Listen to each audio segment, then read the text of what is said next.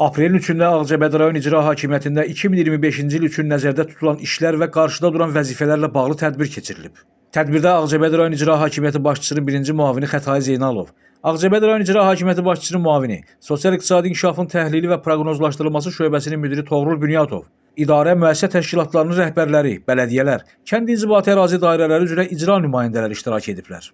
Toplantını giriş sözü ilə açan Xətai Zeynalov, bəzi kəndlərdə yolqırağı zibilliklərin Aran qəzeti və qəzetin nəzdində fəaliyyət göstərən Aran Ağcabədi internet televiziyası tərəfindən işıqlandırıldığını, məsələyə dərhal reaksiya verildiyini diqqətə çatdıraraq, bunun üçün kanalımıza xüsusi minnətdarlığını bildirib. O qeyd edib ki, məhz bu yayımlardan sonra məsələnin ciddiliyi nəzərə alınaraq bugünkü iclasın gündəliyinə salınıb. Xətai Zeynalov məsələ ilə bağlı müvafiq tapşırıqlar verib. Çıxış edən Toğrul Bünyatov, ötən il və bu il rayon ərazilərində həyata keçirilən təmizlik, abadlıq, ağacəkmə işlərindən danışıb. O, eyni zamanda qarşıdan gələn barama tədarükünə hazırlıq işlərinə də toxunub. İndidən kümçülərlə söhbətə başlanılmasının zəruriliyini qeyd edib.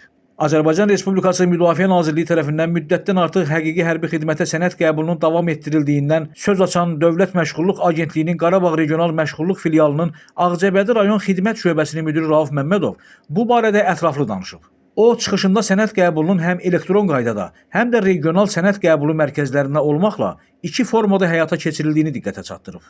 9 saylı Regional Ekologiya və Təbii Sərvətlər İdarəsinin məsləhətçi müfəttişi Kəramət Balakişiyev, aidiyyəti qurum olaraq xüsusi mühafizə olunan təbiət ərazilərində baş verə biləcək yanğın hadisələrinə qarşı qabaqlayıcı tədbirlərin həyata keçirilməsi, könüllü yanğın dəstələrinin yaradılması istiqamətində işlərin daim diqqət mərkəzində olduğunu vurğulayıb. Kəramət Balakişiyev, yanğın təhlükəsinin ola biləcəyi müəyyən ərazilərdə mütəmadi olaraq bir sıra qabaqlayıcı tədbirlərin həyata keçirildiyini də qeyd edib.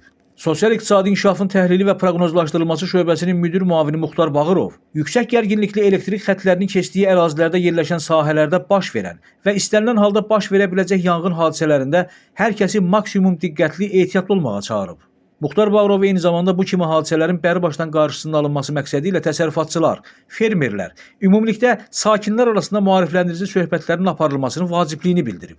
Təxminən bir saata yaxın davam edən iclasda kənd inzibati ərazi dairələri üzrə icra nümayəndəlikləri tərəfindən qaldırılan digər məsələlər də müzakirə edilib. Onları maraqlandıran suallar ətraflı şəkildə cavablandırılıb.